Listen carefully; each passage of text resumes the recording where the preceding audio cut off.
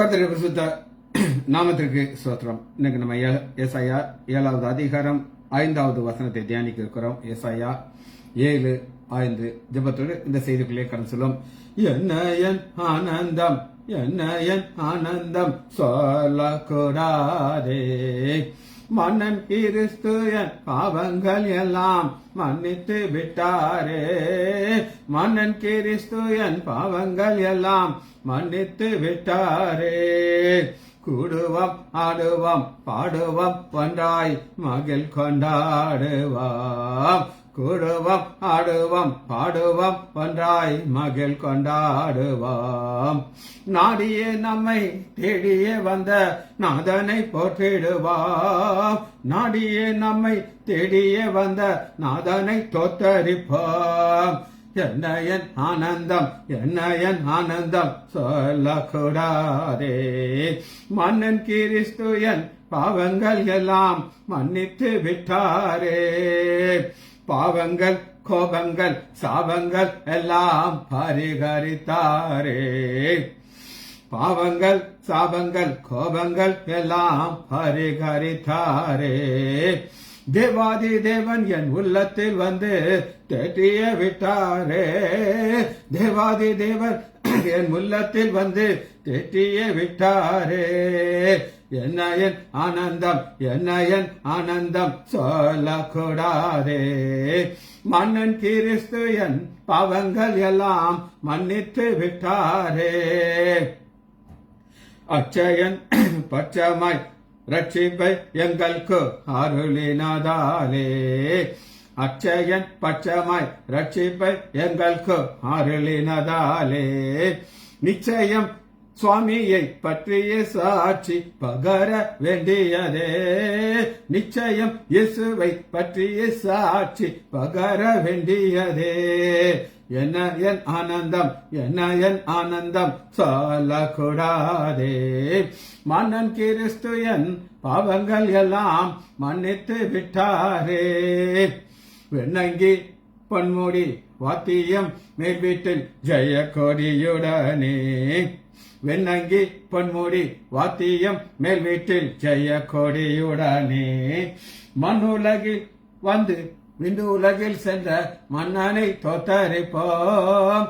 மண்ணுலகில் வந்து விண்ணுலகில் சென்ற மன்னனை தோத்தரிப்போம். இயேசுவின் நாமத்தினாலே ஜெபங்கள் பிதாவே, ஆமேன். கர்த்தருடைய பரிசுத்த நாமத்திற்கு ஸ்தோத்திரம். மரியாள் சிஸ்டர் பிரைஸ் லார்ட், லீலா அம்மாள் பிரைஸ் லார்ட், ஜெயந்தி அக்கா எங்க சம்மதி அம்மா praise Lord, Kavitha sister praise Lord, Daniel Rajesh praise Lord, Janaki அம்மாள் பிரைஸ் லார்ட். நம்ம செய்திக்குள்ள வருகிறோம். ஏசாயா 7வது அதிகாரம் 5வது வசனம். நாம் ஒரு கூட்டத்தாரை பார்க்கிறோம். அவங்க என்ன பிளான் பண்றாங்க அப்படின்னு கேட்டீங்கன்னா, யூதாவுக்கு விரோதமாக போய்ங்கிறதுக்கு இங்கிலீஷ் பைபிள்ல என்ன போட்டிருக்குன்னா, ஈவில் பிளான், ஈவில். அதுதான் நம்ம இன்னைக்கு தியானிக்க இருக்கிறோம். விரோதமாக போய் அதை நெருக்கி, இதெல்லாம் வந்து ஈவில். விரோதமாக போகிறதுங்கிறது ஈவில், நெருக்கிங்கிறது அர்த்த ஈவில். அதை நமக்குள்ளே பங்கிட்டுக்கொள். ஆண்டவர் யூதாங்கிற ஒரு கோத்திரத்தை வச்சிருக்கிறாரு. ஆனா அது யாருக்கு எங்களுக்கு பங்கிட்டு கொண்டு அதற்கு தாபையின் குமாரனாகிய ராஜாவாக ஏற்படுத்தும் என்று சொன்னதின் நிமித்தம். சரி, நீங்க நம்ம பார்க்கறது மாதிரி ஈவில் பிளான். ஈவிலுக்கு ஒரு வார்த்தை பார்க்கிறேன், கேட்காஸ். Evil, EVIL, evil. கேட்காஸ், கேட்காஸ் இது கிரேக்க வார்த்தை. KAKOS, கேட்காஸ். இந்த கேட்காஸ்ங்கிறது என்னன்னா ஈவில். ஈவில்ங்கிறது ஒரு தீமையை உண்டு பண்ணுகிற ஒரு காரியம். இதுக்கு ஆப்போசிட்டான ஒரு காரியத்தை நம்ம பார்க்க வருது, அது காலாஸ். காலாஸ், KALOS, காலாஸ் குட், கேட்காஸ் ஈவில். ரெண்டு ஆப்போசிட்டான காரியத்தை உங்களுக்கு காமிக்கிறேன். கேட்காஸ் ஈவில், காலாஸ் குட். இந்த கலாஸ்ங்கிற ஒரு வார்த்தை என்ன அப்படின்னு கேட்டீங்கன்னா, குட் இன் கேரக்டர். ஒரு மனிதன் இருக்க, அவர் எப்பவுமே ஒரு நல்ல காரியத்தை தான் செய்வார். அவரை ஒரு நல்ல மனிதன், இவரை கலாஸ் அப்படின்னு சொல்லுவாங்க. கலாஸ். நம்முடைய ஆண்டவராகிய இயேசு கிறிஸ்து நன்மை செய்கிறவராக சுற்றித்திருந்தார். அவர் போகிற இடங்கள் எல்லாமே நன்மையை தான் செய்வார். அது பல வகையான நன்மைகளை பிரித்து நம்ம பார்க்கலாம். எப்படி அப்படின்னு கேட்டீங்கன்னா, ஒரு இடத்துக்கு போன உடனே அங்க இருக்கிறவர்களுக்கு சுகத்தை கொடுப்பார். எவ்வளவு பேர் வந்தாலும் அவங்களுக்கு சுகத்தை கொடுப்பார். ஆனா இந்த ஈவுலான ஒரு மனிதன் கக்காஸ் என்ன செய்வான் அப்படின்னு கேட்டீங்கன்னா, ஒரு பாவத்துக்குள்ள வழி நடத்துவான். ரைட், இதுக்கு தான் கக்காஸ் அப்படின்னு பார்க்கணும். இன்னொரு வார்த்தை உங்களுக்கு காட்டுறேன். அகத்தோஸ். அகத்தோஸ்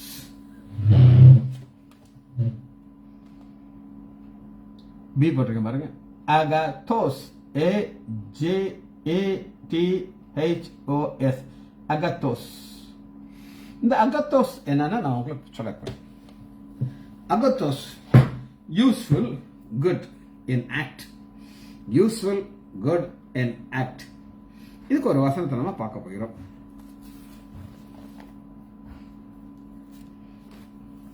மத்தேயு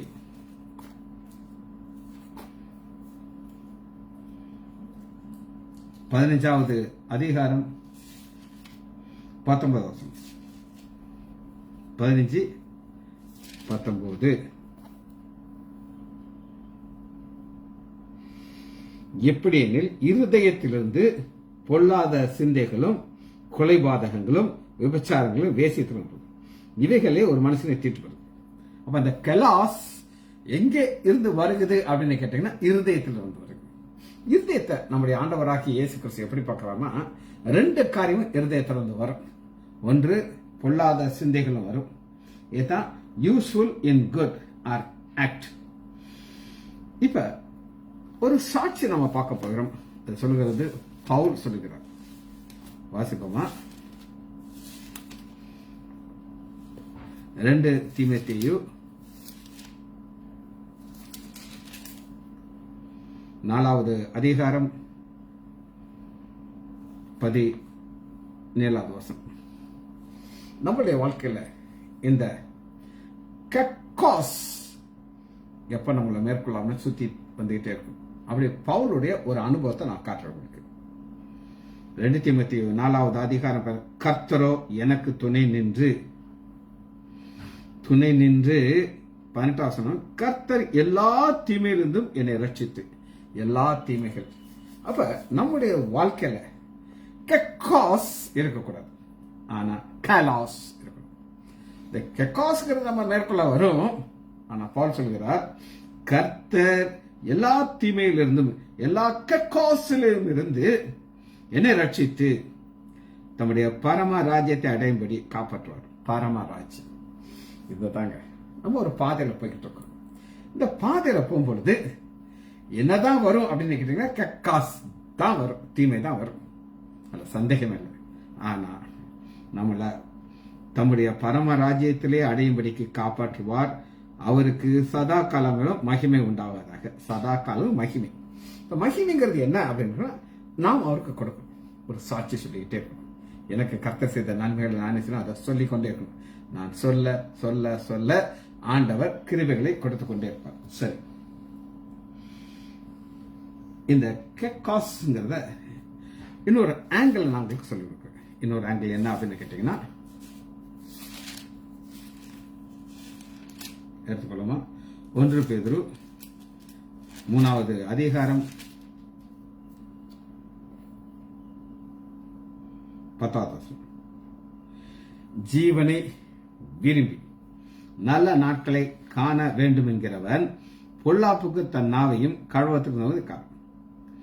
பொல்லாப்பை விட்டு நீங்கி நன்மையை செய்து சமாதானத்தை தேடி அதை பின்தொடர்க்கிறார்.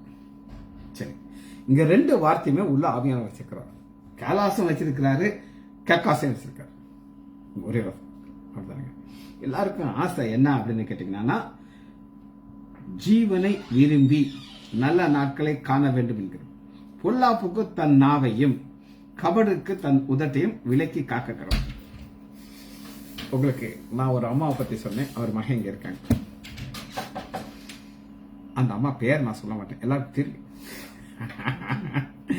அந்த அம்மா சந்திக்க வரக்கு ஒரு சான்ஸ் கிடைச்சது.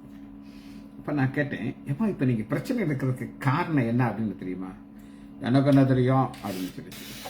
நான் சொன்னேன், அம்மா நீங்க ஸ்டாலின் அவருக்கு பணம் கொடுக்குறேன் அப்படின்னு சொன்னீங்க, கொடுத்தீங்க, சந்தோஷம். ஆனா அதுக்கு நீங்க போட்ட வட்டிக்கு அளவே இல்லை.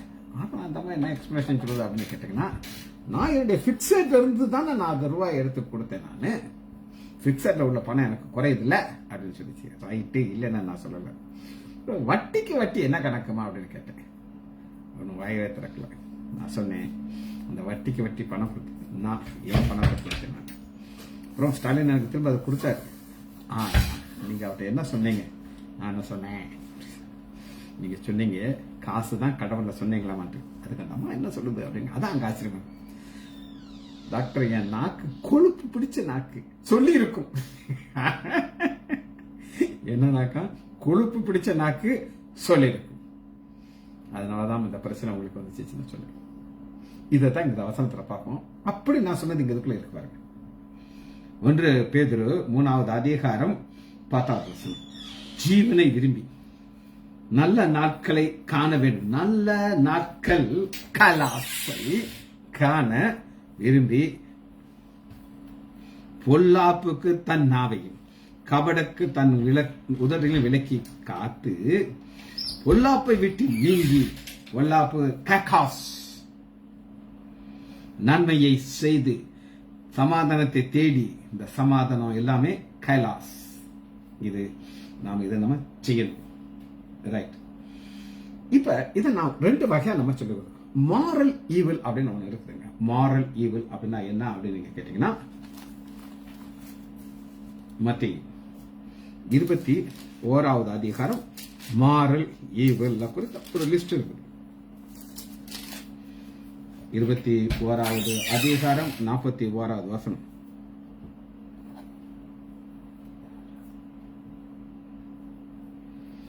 அதற்கு அவர்கள், அந்த கொடியவனை, கொடுமைக்காரவனை அழித்து ஏற்ற காலத்திலே தனக்கு கனி கொடுக்குகிற வேறொரு தோற்றக்காரல கொடுவாங்க. இது எதை குறித்து அப்படின்னு கேட்டாங்க, இஸ்ரேல் தேசம். அத ஆண்டவர் நல்ல கனி கொடுக்கறதா நினைச்சார். ஆனா அது ஈவில் கொடுத்துருச்சு. அப்ப ஆண்டவர் சொல்றாரு, இதை நான் இவங்களை அழிச்சிருவேன், புறஜாதியற்ற இதை கொடுப்பேன் அப்படிங்கிறார். ஒன்னு அழிக்கிறாரு, இன்னொன்னு கொடுக்கிறார். இது மாரல். 24வது அதிகாரம் 48வது வசனம். ஒரு ஊழியக்காரனை பார்க்கணும். அந்த ஊழியக்காரனை எப்படி நம்ம பார்க்கிறோம் அப்படின்னு கேட்டீங்கன்னா, ஊழியக்காரனா எப்படி இருக்கணும்னா லாஸா இருக்கணும். ஆனவே கக்காசா மாறிட்டான். அந்த ஊழியக்காரனும் பொல்லாதவனா இருந்து, ஈவில் பொல்லாதவனா இருந்து, என் ஆண்டவர் வர நாள் செல்லும் என்று சொல்லி தன் உள்ளத்திலே சொல்லிக்கொண்டு உடன் வேலைக்காரர்களை அடிக்க தொடங்கி வெறியோடு புசிக்கவும் குடிக்கவும் தலைப்பட்டான். இது ஈவில். இதைத்தான் நம்ம கெக்காஸ் அப்படின்னு பார்க்கணும். கெலாசா இருக்க வேண்டிய கேரக்டர் கெக்காசா மாறிடுச்சு. சரி, முதல் உங்களுக்கு ஈவிலுக்கு கெக்காஸ் காமிச்சிட்டேன். 2வது அப்படின்னு உங்களுக்கு 2வது நம்பர் 2 எழுதியிருக்கேன் பாருங்க. PONEOS. இது கிரேக்க வார்த்தை. இ மேல ஒரு புரோனியோஸ் அப்படின்னு ஒரு கார்டு. இது evil that causes labor pain. ஒரு முயற்சி செய்து செய்யற காரியம். இதுக்கு அவர் என்ன ஒரு உதாரணம் சொல்றாருன்னா, ஒரு ஆல்கஹால் குடிக்கிறவன் அதை அவன் கஷ்டப்பட்டு தான் பணத்தை கொடுக்கறான். அதாவது இருதயத்திலிருந்து வருகிற சிந்தைகள் அதான் ஸ்பான்டேனியஸா வர்றது. ஆனா என்னமா இது அப்படி கிடையாது. இது அவன் ஒரு எஃபர்ட் எடுக்கணும். ஒரு ஒரு அடிக்ஷன். அவன் ஏதாவது ஒரு கஞ்சா அல்லது ஆப்பின் என்னதாவது எக்ஸட்ரா எக்ஸட்ரா எக்ஸட்ராக்கு அவன் அந்த இடத்துல போய் கஷ்டப்பட்டு எடுத்துச்சு. Labour. Evil that causes labour and pain. இதுக்கு ஃபர்ஸ்ட் என்னன்னா worthlessness in the physical sense. ஒர்த்லெஸ்னஸ்ங்கிறது என்னங்க கேட்டீங்கன்னா, மத்தேயு ஒர்த்லெஸ்னஸ் மத்தேயு 7வது அதிகாரம் 17வது வசனத்துல ஆண்டவர் சொல்லுகிறாரு, நல்ல மரம் எல்லாம் நல்ல கனியை கொடுக்கும், கெட்ட மரமா கெட்ட கனியை கொடுக்கும். நல்ல மரம் கெட்ட மரம், இது மனிதனுடைய கேரக்டர் சொல்லுது, கனி. இதே காரியத்தை தான் லூக்கா 6வது அதிகாரம் 45வது வசனம். பொல்லாத நல்ல மனிதன் தன் இருதயத்திலிருந்து நல்ல பொக்கிஷத்திலிருந்து நல்லதை எடுத்து காட்டுகிறான். பொல்லாத மனுஷன் பார்த்தீங்களா, இது வெளியில வந்துடும், அதெல்லாம் உள்ள இருக்க முடியாது. ஆல்கஹால் குடிச்சிட்டா அவனுடைய பேச்சு வளரும், அவனுடைய கேரக்டர் வெளியில வந்துடும். இது ஈவில் ஸ்பிரிட் அப்படின்னு பார்க்கிறோம். ஈவில் ஸ்பிரிட்டை நம்ம ரெகுலரா பல முறை நம்ம தியானித்த வசனம். ஆனா இது எப்படி இதில் ஃபிட் ஆகுது நம்மளுக்கு காட்டுறோம். மத்தேயு 12வது அதிகாரம் 45வது வசனம். 12:45. அசுத்தாவி ஒரு மனிதை விட்டு புறப்படும் பொழுது, அந்த அசுத்தாவி இந்த மனிதன் உள்ள இருக்கும்போது அவன் ஒரு கேக்காஸாக இருக்கிறான். வெளியில வந்த உடனே அவன் கலோசா மாறி அந்த அசுத்தாவி உள்ள இருந்துட்டு அந்த அசுத்தமான காரியத்தை செய்ய வைக்கும். இதுக்கு ஆக்ஷனை நம்ம புரிந்து கொள்றதுக்கு ஒரு சம்பவத்தை நாம் பைபிள் இருந்து காட்டுறோம். அப்போஸ்தலர் 19வது அதிகாரம் 15. பொல்லாத ஆவி அவர்களை நோக்கி, இயேசுவை அறிவேன், பவுலையும் அறிவேன், நீங்கள் யார் என்று சொல். அதாவது ஒரு சிலர் வேடிக்கை பார்த்துட்டு இருக்கவங்க மந்திரவாதி, இவங்களும் இயேசுடைய நாமத்தை யூஸ் பண்ணாங்க. அப்ப இந்த பொல்லாத ஆவி இருக்கு. இந்த மக்களை குறித்து நம்முடைய ஆண்டவராகிய இயேசு கிறிஸ்து ஒரு ஹெட்டிங் கொடுத்திருக்கிறார். எப்படி அவங்களை அழைக்கிறார் அப்படின்னு நீங்க கேட்டீங்கன்னா, நம்முடைய ஆண்டவராகிய இயேசு கிறிஸ்து இந்த கூட்டத்தார எப்படி அழைக்கிறார். மத்தேயு 12வது அதிகாரம் 39. 12:39. கடுமையான வார்த்தை. நம்ம எல்லாம் சொல்ல நம்மள அடிச்சுடுவாங்க. அவர் பிரத்யுத்தரமாக, இந்த பொல்லாத விபச்சார சந்ததிகளை நீங்க யார்ட்டாவது சொல்லி பாருங்க, பொல்லாத விபச்சார சந்ததிங்கன்னா அடி உள்ள உங்களுக்கு, எனக்கு உள்ள உங்களுக்கு தெரியுது. சரி, 3வதாக நம்ம காத்து இதை முடிக்க போயிடும். பலோஸ், தேர்ட், PHAULOS, பலோஸ். இது என்ன பார்த்து பிடிக்கும். பலோஸ்ங்கிறது என்ன அப்படின்னு கேட்டீங்கன்னா, worthless, sense of being worthless. Worthless அப்படின்னா நான் எதுக்குமே பிரயோஜனம் இல்லாதவன் அப்படிங்கிறது தான் சென்ஸ் ஆஃப் ஒர்த்லெஸ்னஸ். இதை புரிஞ்சு கொள்றதுக்கு யோவான் 5வது அதிகாரம் 29வது வசனத்துல 2 கூட்டத்தாங்க ஒர்த்லெஸ்னஸ். அப்பொழுது நன்மை செய்தவர்கள் ஜீவனை அடைபடிக்க எழுதுவார்கள், தீமை செய்தவர்கள் ஆக்னி அடைய எழுது. 2 குரூப்பை மாற்றினார். ஒரு குரூப் கக்காஸ், தீமை செய்தவர்கள். இன்னொரு குரூப் கேலாஸ், அவர்கள் நன்மை செய்தாங்க. இந்த உலகத்துல இது என்ன செய்ய போறாங்க கிடைக்கும் போது உங்களுக்கு. இதோட நம்ம லாங்குவேஜ் நம்ம நிப்பாட்டிக்கிறோம். இப்ப வாசனத்துக்குள்ள நாம் வருகிறோம். ஏசாயா 7வது அதிகாரம் 5வது வசனத்துல யூதாவுக்கு விரோதமாக, இந்த விரோதமாகங்கிறதுக்கு அகெயின்ஸ்ட். இப்போ ஒருத்தங்க இருக்காங்க, நீங்களும் அவங்களும் நல்லா க்ளோஸ் ஃப்ரெண்ட்ஸ். நீங்க பிரதர் நம்ம ஜெபிக்க போகலாமா அப்படின்னு கேட்குறாங்க. நம்ம போய் ஜெபம் பண்ணுவோம் அப்படின்றாங்க. அப்ப இது ரெண்டுமே ஆவி ஒரே ஆவி, அகெயின்ஸ்ட் கிடையாது. ஆனா ரட்சிக்கப்பட்ட புதுசு திங்கட்கிழமை வியாழக்கிழமை கீழே பிரேயர் நடக்கும். அதுக்கப்புறம் கொரோனா வந்துச்சு, எனக்கு ஹார்ட் சர்ஜரி வந்துச்சு, ஷெடியூல் மாறிடுச்சு. அப்ப ஒரு பிரதர் இன்னும் இருக்காரு. அவர் ரெகுலரா வந்துருவாரு, எங்களுக்கு முன்னாடி வந்து ஜெபம் பண்ண ஆரம்பிப்பாரு. ஆனா அவர் ஒரு பின்மாற்றத்துக்கு போயிட்டார்.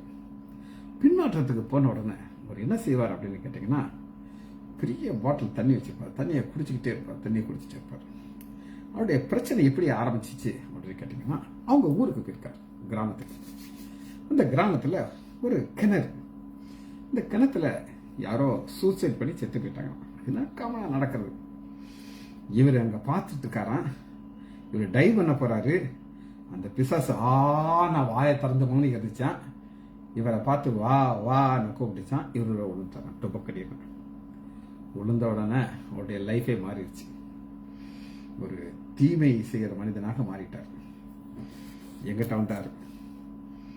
அண்ணே, என்னை விட வயசு கம்மியான தப்பியவர். நான் இப்ப RSSல நான் சேர்ந்து விட்டேன். அவங்கள்ட்ட நம்ம கிறிஸ்தவர்கள் ஊழியக்காரங்க யார் யார் என்னென்ன பண்றாங்கன்னா நல்லா உரிச்சி காட்ட போறேன். ஆனா உங்களை பத்தி நான் எதுவும் சொல்ல மாட்டேன். என்னை பத்தி என்ன இருக்குன்னு சொல்லுங்க, எனக்கு ஒன்றும் பிரச்சனை இல்லைன்னு சொன்னேன். அதை கவுண்ட் வந்துட்டார். அவருடைய வாழ்க்கை இப்ப திரும்ப ஆண்டவர் எழுப்பி பழைய ஊழியத்தை அவர் கொடுத்துட்டார். இல்லை நான் சொல்லல. ஆனா இதுதான் அகெயின்ஸ்ட். ஆதியாகமம் 4வது அதிகாரம் 8வது வசனம் இதான் ஃபர்ஸ்ட் பார்க்கிறோம். காயின் தன் சகோதரனாகிய ஆபேலுக்கு விரோதமாக எழும்பி ஆணைக்கூடாது. இதான் விரோதம். எழும்பி அகெயின்ஸ்ட். இப்ப சகோதரர்கள் ஒருமித்து வாசம் பண்ணணும்னு சொல்லி பைபிள் இருக்கு. நம்ம சகோதரர்கள் நமக்குள்ள ஒரு பிரச்சனை வந்து அகெயின்ஸ்ட் போனா அந்த ஆண்டவருக்கு அது பிடிக்காது. இது நம்பர் 1 அகெயின்ஸ்ட்.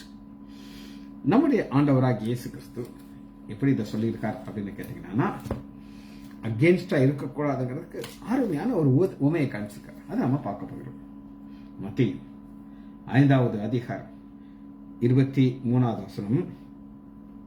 ஆகையால் நீ பலிபீடத்திற்கு உன் காணிக்கையை செலுத்த வந்து உன் பேரிலே உன் சகோதரன் குறைவு கொண்டிருந்த நினைவு நாள் அங்கேதானே பலிபீடத்துக்கு முன்பாக உன் காணிக்கையை வைத்து விட்டு. பிரதர் ஆர் ஸ்டான்லி இதை எப்படி அழகை ஒரு காசல எனக்கு டேரக்டா பாத்திருக்க மாட்டேன், எப்படி இதை விளக்குனா அப்படின்னு நான் உங்களுக்கு சொல்றேன். தம்பி, நீ காணிக்கை கொண்டாந்துருக்க, ரைட். காணிக்கை செலுத்துக்கு முன்னாடி ஒரு ஃபீல் பண்றேன், ஐயோ நானும் ஒப்புரவாலே சண்டையில இருக்குமே அப்படின்னு சொல்லி. அப்ப இந்த காணிக்கை கொண்டு போனீங்கன்னா செலவழிச்சிருவேன். அதனால தான் ஆண்டவராக இயேசு கிறிஸ்து என்ன சொல்றாரு, காணிக்கை அங்கேயே வச்சிரு, யாரும் தூக்கிட்டு போக மாட்டாங்க, அங்க வச்சுட்டு போய் ஒப்புராயிட்டு வா அப்படிங்கிறார். அங்கே தானே பலிபீடத்துக்கு முன்பாக உன் காணிக்கையை வைத்துவிட்டு போய் முன்பு உன் சகோதரோட ஒப்புரவாகி பின்பு வந்து உன் காணிக்கை செலுத்து.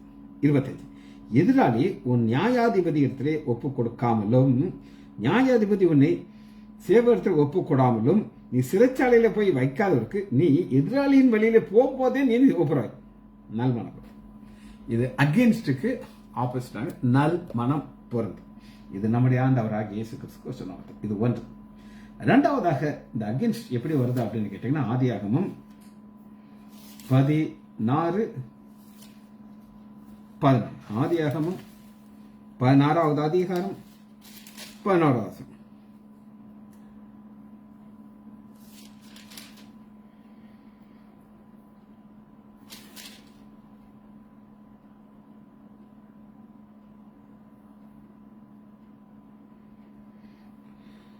பின்பு கர்த்தருடைய தூதனார் வந்து ஒரு குமாரனை பெறுவாள், அவனுக்கு அவன் துஷ்ட மனுஷனாயிருப்பான். 12வது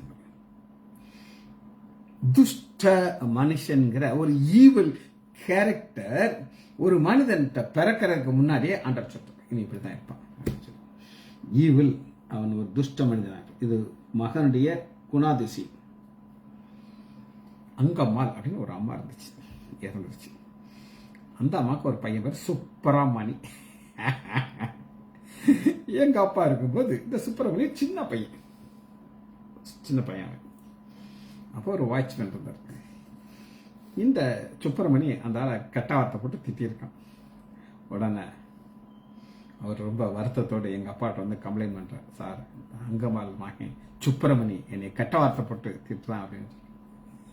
எங்க அப்பா பயங்கர காமெடி பேசிட்டு இருப்பார். ஆமையா, அங்கம்மாள் மகன் திருக்குறளா சொல்லுவான், கெட்ட வார்த்தை தான் பேசுறான், அவன் ஸ்கூலுக்கு போனது ஒன்றும் கிடையாது, அவனுக்கு அதான் தெரியும் அப்படின்னு சொன்னாரு. அந்த ஆளு பேசாம போயிட்டாரு. அது ஒரு குணாதிசயம். இவன் படிக்காதான் இந்த கரெக்ட் வந்துச்சு அவனுக்கு. ஆனா ஏசா பிறக்கிறது முன்னாடியே அவன் ஈவிழா தான் இருப்பான்னு சொல்லி ஆண்டவர் கிறிஸ்டல் கதை எழுதி கொடுத்தார்.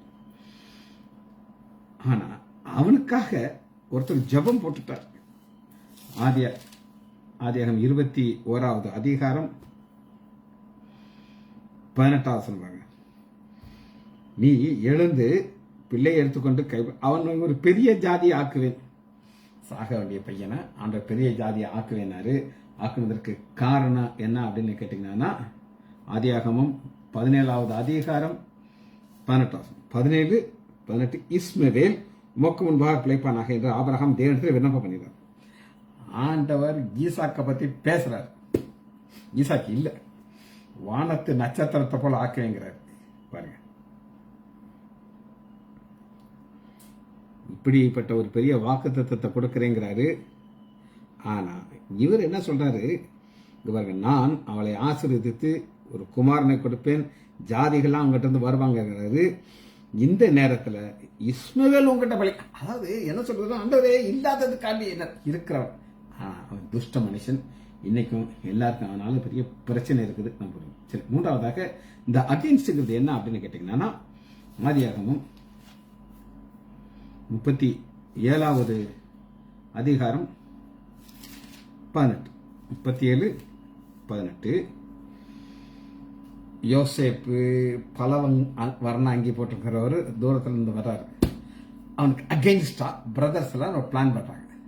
முதல்ல என்ன சொல்றாங்க, இவனை கொன்னு போட்டுருவோம் அப்படிங்கிறாங்க, உள்ளில தூக்கி போடுறாங்க, எல்லாமே அகெயின்ஸ்ட். ஆனா ரூபன் இன்டர்ஃபியர் பண்ணி அவன் கொன்னு நமக்கு என்ன வித்துருவோம் அப்படிங்கிறாங்க, எல்லாமே அகெயின்ஸ்ட்.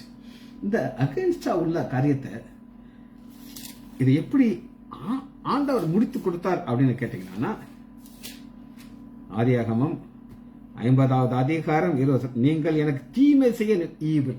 தீமை, அதே வார்த்தை வந்து பாருங்க, தீமைங்கிறது ஈவில்.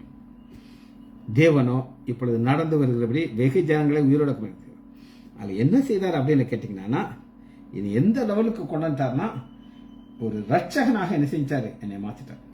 இது 4வது குறிப்பு. இது தேவ ஜனத்திற்கு விரோதமாக ஒரு பெரிய ஒரு பிளான. யாத்ராகமம் 1வது அதிகாரம் 1:10 அவர்கள் பெருகாதபடி. ஆண்டோடைய நோக்கம் என்னன்னா, இஸ்ரேல் மக்கள் பெருகணும். எவ்வளவு பெருகணும் அப்படின்னு கேட்டீங்கன்னா, மேல பாரியா நட்சத்திர பாரு, கீழே பாரு மணால பாரு, அந்த அளவுக்கு அவங்க பெருகணும். ஆனா ஒரு ஈவில் ராஜா ஆண் பிள்ளைகள் எல்லாம் அழிக்கணும் பண்றாரு. இது சாத்தானுடைய ஒரு பிளான். இது 5வது குறிப்பு. 6வது எதிர்த்து வருகிறவர்கள் யார் அப்படின்னு கேட்டீங்கன்னா, யாத்ராகமம் 4வது அதிகாரம் 14 எதிர்த்து வருகிறது யாருன்னா அகெயின்ஸ்ட். இங்க ஒரு அகெயின்ஸ்ட் பார்க்கணும்.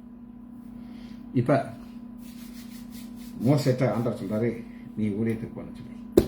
இவர் சொல்றாரு, ஆண்டவர் வேற யாரையும் அனுப்புங்க, ஆண்டவர் என்னைய விட்டுருங்க, நான் திக்குவாங்கிறாரு. அப்ப ஆண்டவர் சொல்றாரு, உனக்கு எதிராக ஒருத்தர் வராரு. இது அகெயின்ஸ்ட் கிடையாது. அவரை பார்க்கும்போது உன் இருதயம் மகிழும். ஆர்வம். அண்ணனும் அக்காவும் பல வருஷங்களாக தம்பியை தூக்கி இந்த நைல் நதியில் விட்டாங்க. மிரியாமுக்கு ஒரே குஷியாயிடுவாங்க பாருங்க. 14 அவன் உன்னை சந்திக்க புறப்பட்டு வருகிறான், உன்னை காணும் போது அவன் இருதயம் மகிழும். இது அகேன்ஸ்ட், ரெண்டு ஆப்போசிட் வராங்க. ஆனா இது ஆப்போசிட்டான ஒரு காரியம். எல்லாத்தையும் நம்ம பார்த்துக்கணும். சரி, கடைசியாக ஒன்றை பார்த்து முடிக்க போகிறோம். யாத்ராகமம் 9வது அதிகாரம் 16 9-16. இப்ப எல்லாத்துக்கும் ஒரு ஃபவுண்டேஷனா வச்சுங்க. எவ்வளவு செய்தி. ஆரோன் புறப்பட்டு வர்றத ஆண்டவர் சொல்றார். எல்லாமே காட்ஸ் பிளான். இதுக்கு அவர் என்னுடைய வல்லமையை உன்னிடத்தில் காம். இது யார்கிட்ட கட்ட போறாரு அப்படின்னு கேட்டீங்கன்னா, பார்வனை பத்தி சொல்றார்.